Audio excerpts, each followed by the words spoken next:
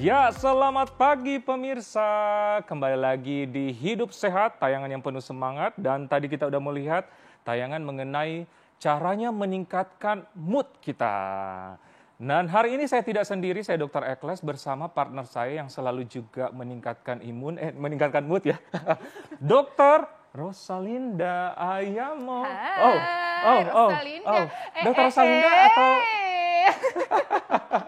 Dr. Rosalinda, apa kabar? Ya, saya baik dong, alhamdulillah. Kan kita harus selalu happy. Kalau kita happy, membuat mood orang lain happy, imunitasnya juga naik semuanya. Oke, setuju dong. Kan? Apalagi sekarang kali libur ya kan. Jadi tetap semangat ya. Semakin happy, semakin semangat. Hanya di Hidup Sehat. Dan ternyata mood ini supaya kita terhindar dari serangan berbagai penyakit. Salah satunya serangan stroke. Yes, betul sekali. Dan kita akan membahas nih mengenai pertolongan pertama. Kalau misalnya ada orang stroke, harus ngapain sih kita bersama dengan Dr. Nurul, spesialis neurologi.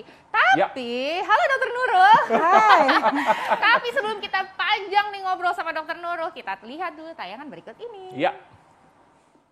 Nah, itu tadi ini mengenai stroke, dan kita hari ini akan membahas lebih dalam lagi mengenai stroke dan juga pertolongan pertamanya bersama dengan Dr. Nurul, dokter. Hai, Dr. Ali. Nah, tapi ada pertanyaan ya, Dr. Ekles ya. Ada pertanyaan nih, Dr. Nurul. Ya. Gejala stroke seringkali disalahpahami sebagai gejala penyakit lain.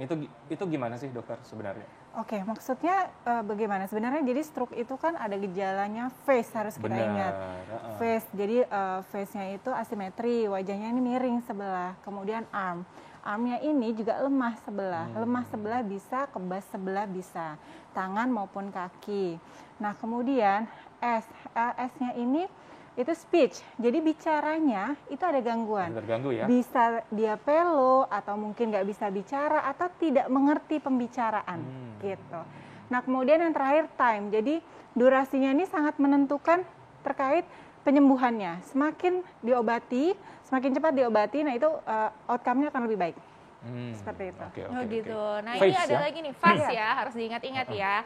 Nah, ini juga masyarakat juga pengen tahu nih, Dok. Ada pertanyaan juga bahwa sebenarnya stroke itu apakah adalah salah satu jenis serangan jantung? Ini pertanyaan, Dok. Silakan dijawab. Oke.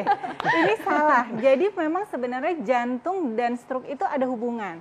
Biasanya orang yang memiliki stroke bisa jadi memiliki faktor risikonya jantung juga. Ya, gitu. Betul. Jadi orang yang jantung belum tentu stroke, orang yang stroke belum tentu jantung. Ya, Jadi pada akhirnya tuh ternyata sama nih faktor risikonya, misalnya apa aja tuh, Dok, faktor risikonya? Faktor risikonya misalnya, 1, hipertensi, 2, diabetes mellitus, 3, hiperkolesterol, kolesterolnya tinggi, kemudian asam uratnya tinggi, obesitas, lalu kemudian faktor risiko yang kita tidak bisa kontrol salah satunya usia, jenis kelamin, ras. Nah, itu hal-hal yang perlu kita waspadai. Mencetuskan ya? Iya, mencetuskan. Oke, Dokter Nurul, ada fakta mitos nih yang berada di masyarakat. Nah, tanda gejala stroke paling umum itu adalah mati rasa dan kelemahan pada wajah, tangan, dan kaki. Fakta atau mitos, Dokter? Fakta, Dr. Ekles. Fakta. Ya.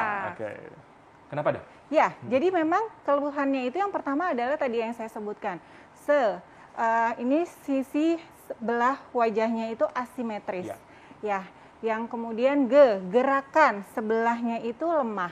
Kemudian tadi yang saya bicarakan, bicaranya. Nah, bicaranya itu ada gangguan, ya.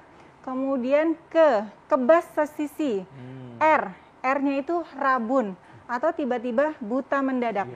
Dan yang terakhir adalah S-nya ini sakit kepala yang sebelumnya tidak pernah dirasakan. Jadi ini sakitnya sakit banget gitu. Oke. Segera ke RS. Iya. Benar. Jadi kalau ada keluhan itu segera ke RS.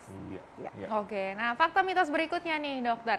Orang yang terserang stroke biasanya tidak mampu melakukan pertolongan pertama tanpa bantuan orang lain. Ini fakta atau mitos, dokter? Tapi jangan dijawab dulu, dokter. Saat lagi kita akan kembali, tetap di Hidup Sehat.